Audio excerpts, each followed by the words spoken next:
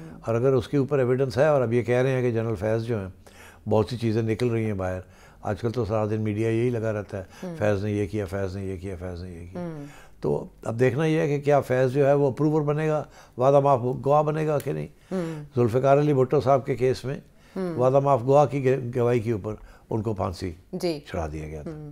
یہاں وعدہ معاف گواہ بنے گا جنرل فیض، نہیں بنے گا. Those are the issues. Masood Mahmood صاحب کو آپ یاد کر رہے تھے بھٹو کیس میں. اچھا سیٹھی صاحب، آپ نے تذکرہ کیا اس سے یہ سیاسی بنیادوں پر یہ مقدمات چلتے ہیں، جب کوئی زیر عتاب ہوتا ہے اور اس کے بعد جب واپسی ان کی ہوتی ہے وہ معاف بھی ہو جاتے ہیں. بے نظیر بھٹو، نواز شریف صاحب اور جتنے پاکستان کے روایتی سیاستدان، عمران خان صاحب ان سے اس لیے مختلف تھے کہ ان کے بارے میں کہا جاتا ہے کرپشن نہیں کرتے عمران خان صاحب، یا دوسروں کے برعکس موروثی سیاست کے یہ خلاف ہیں.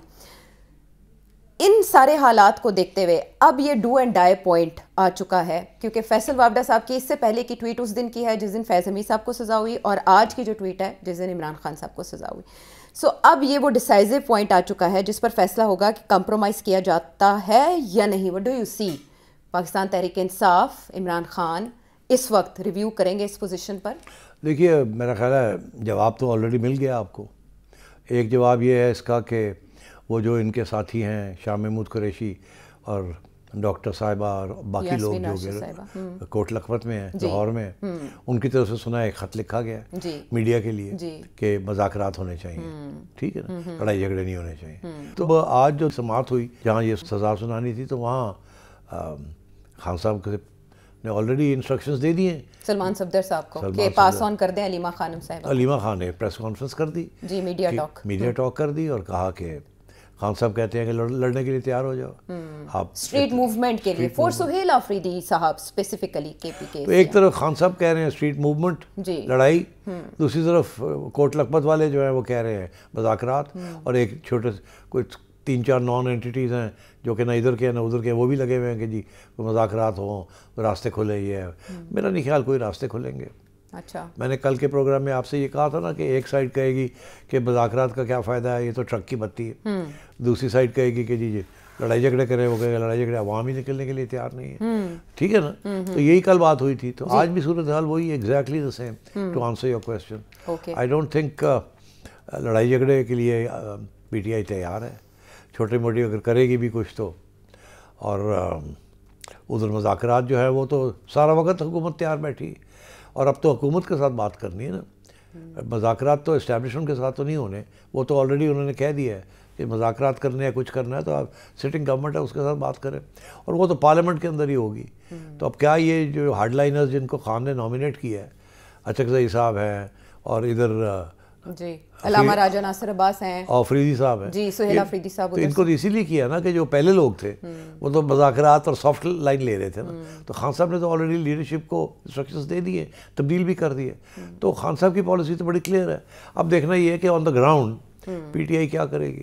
جی یہی والا سوال ہے اہم. اور یہ سزا اس دن آئی ہے جس دن پی ٹی آئی نے یہ قومی کانفرنس تحریک تحفظ آئین پاکستان موومنٹ کے پلیٹ فارم سے بلائی ہے. آج یا کل وہاں بات چیت کے بعد کوئی نہ کوئی فیصلہ، کوئی نہ کوئی راہ لینی ہے. سلمان اکرم راجہ صاحب نے آج اس پلیٹ فارم پہ، قومی کانفرنس کے پلیٹ فارم پہ بھی یہ بتا دیا کہ اسٹریٹ موومنٹ کا حکم آیا ہے یا انسٹرکشن آئی ہے فرام اڈیالہ. لیکن ہم یہ دیکھ رہے ہیں کہ کچھ عرصے سے عمران خان صاحب اسپاٹ لائٹ میں لا رہے ہیں سہیل آفریدی صاحب کو. میسیجز ان کے لیے آتے ہیں، ٹویٹس میں ان کا ذکر ہوتا ہے، اور آپ نے بتایا تھا ان کا انتخاب کس بنیاد پہ کیا گیا پوری دنیا میں ایک ماحول دیکھتے ہوئے. سو آپ نے کہا اس وقت پاکستان تحریک انصاف ریڈی نہیں ہے. یہ دو چیزیں ہیں. سہیل آفریدی صاحب کا یہ امتحان اب اس سچویشن میں اگر اناؤنس ہوتا ہے کہ جیسے کہہ دیا، اور انہوں نے بھی کہا کہ اب ہم کفن یا آزادی میں سے ایک چیز کے لیے نکلیں گے، ابھی اس کے لیے آپ کتنی زمین ہموار سمجھتے ہیں؟ سہیل آفریدی صاحب کے بارے میں یہ بھی کہہ رہے ہیں تاتار صاحب that he is behaving, cooperate کر رہے ہیں. این ایف سی کے پلیٹ فارم پر بھی کیا. آپ کو یاد ہوگا عائشہ کہ گنڈا پور بھی تو بڑی گرجتا تھا، جی پھر بعد میں پتہ چلا از بیہیونگ. الٹیمیٹم دیتے تھے اتنے دن بعد، پتہ نہیں کیا کیا انہوں نے کیا. ابھی تو آفریدی صاحب نے تو کچھ بھی نہیں کیا جتنی باتیں گنڈا پور نے کی تھی. تو بعد میں آ کے پتہ چلا کہ خان صاحب سمجھتے ہیں از کمپرومائزڈ. اچھا، تو اب آفریدی صاحب کیا کریں گے؟ اب چوائس نہیں ہے ان کے پاس. اگر تو انہوں نے خان کی بات ماننی ہے تو he has to do it now, he has to start movement. اب ہمیں یہ کہا جا رہا ہے کہ ہم پیسفل احتجاج کریں گے. جی پہلے بھی تو پیسفل احتجاج کی بات ہوتی تھی نا، جب آپ گاڑیوں میں بیٹھ کے، ٹرکوں میں بیٹھ کے آپ ڈی چوک کی طرف آپ جاتے ہیں تو گورنمنٹ حملہ سمجھتی ہے, آپ کہتے ہیں ہم تو پیسفل احتجاج کر رہے ہیں, ایسے ہی ہے. تو یہ تو وہی کہیں گے جی ہم نے تو کوئی لڑائی جھگڑا نہیں کرنا, ہم تو احتجاج کر رہے ہیں, پروٹیسٹ کر رہے ہیں. گورنمنٹ روکے گی ان کو, جب روکے گی تو یہ آگے بڑھیں گے تو پھر شیلنگ ہوگی, اور آگے بڑھیں گے تو پھر وہی ہوگا جو پچھلی دفعہ ہوا تھا. اوکے, بٹ ان کی ملاقات کا کب تک آپ کو چانس لگتا ہے کہ وہ میسج لے کر جائیں بانی پی ٹی آئی کے پاس؟ آپ بھی عرصے سے کہہ رہے ہیں ہو جائے گی ملاقات. نہیں, ملاقات تو ہوگی. اب سوال یہ ہے کہ بانی پی ٹی آئی جو ہے وہ کیا کہتا ہے افریدی صاحب کو کرو, اور افریدی صاحب ان کو کیا کہتے ہیں میں کر سکتا ہوں, میں نہیں کر سکتا, باہر عوام کا کیا موڈ ہے کیا نہیں ہے. دیکھیے اس وقت بہت خوف ہے جی. ایک طرف تو ٹیررزم چل رہی ہے, افغانستان سے آ رہی ہے, انڈیا سے آ رہی ہے, اور کے پی is very radically affected. G.